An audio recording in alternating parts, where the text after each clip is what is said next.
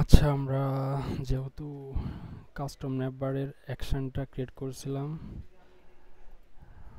Click করলে আসছে, আবার ক্লিক করলে এটা হাইড হয়েছে, কিন্তু আমাদের দেখা যাচ্ছে যে এই যে লোগোটা এটা হচ্ছে যে চেঞ্জ হচ্ছে না, এটা স্থির অবস্থায় থাকছে। আমরা চাচ্ছি যে এটা 90 ডিগ্রি রোটেট হয়ে আসবে যখন ক্লিক করব, মেনু বারটা ওপেন হওয়ার সময়। আবার যখন ক্লোজ করব এটা আবার পূর্ব অবস্থায় ফিরে আসবে।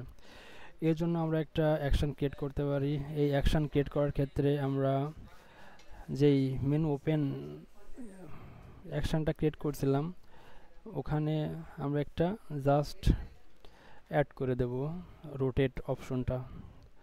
তাহলে আমরা নিলাম রোটেট, যেহেতু আমরা ওটাকে মানে রোটেট করব। রোটেট করার ক্ষেত্রে এবার আমরা হচ্ছে যে এটাকে দিয়ে দিলাম এইটার উপরে। আমরা কি রোটেট করব? আমরা হচ্ছে যে মেনু যে বারটা রয়েছে এটাকে রোটেট করব। আমরা কত ডিগ্রি রোটেট করব? এটা আমরা রোটেট করব হচ্ছে যে 90 ডিগ্রি। তাহলে এখানে আমরা 90 ডিগ্রি সিলেক্ট করে দিলাম। এই যে দেখা যাচ্ছে স্ক্রিনটা 90 ডিগ্রি, ক্লিক করে 90 ডিগ্রি রোটেট হয়ে যাবে। আমরা যদি এখানে 180 দিলাম তাহলে 180 ডিগ্রি রোটেট হইতো। আচ্ছা ঠিক আছে, তাহলে আমরা এটা দেখি কাজ করছে কিনা।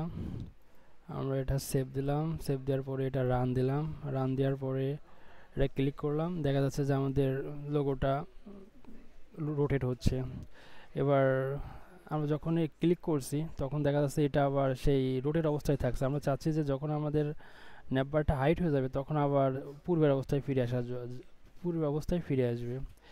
এর জন্য আমরা এফ ক্লোজ যে আমাদের যে ইটা রয়েছে ওখানে আমরা একটা সেকেন্ড ক্লিকের যে অপশনটা ছিল ওটাকে আমরা আর একটা অ্যানিমেশন অ্যাড করে দেব।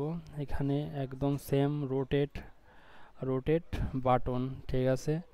বাটনটে আমরা এটা যে 90 ডিগ্রি রোটেট অবস্থায় ছিল এটাকে আমরা 0 করে দেব, তাইলে আবার পূর্বের অবস্থায় ফিরে আসবে সেকেন্ড ক্লিকে।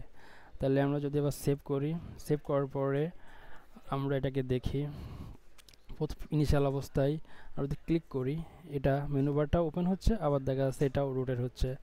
আবার যদি ক্লিক করি তাহলে মেনু বারটাও চলে যাচ্ছে, এটা আবার পূর্ব অবস্থায় ফিরে আসছে। এভাবে আমরা অনেক, এখানে শুধু যে মেনু বার না, এখানে বিভিন্ন রকম আইকন ইউজ করে এটাকে আমরা রোটেট করতে পারি।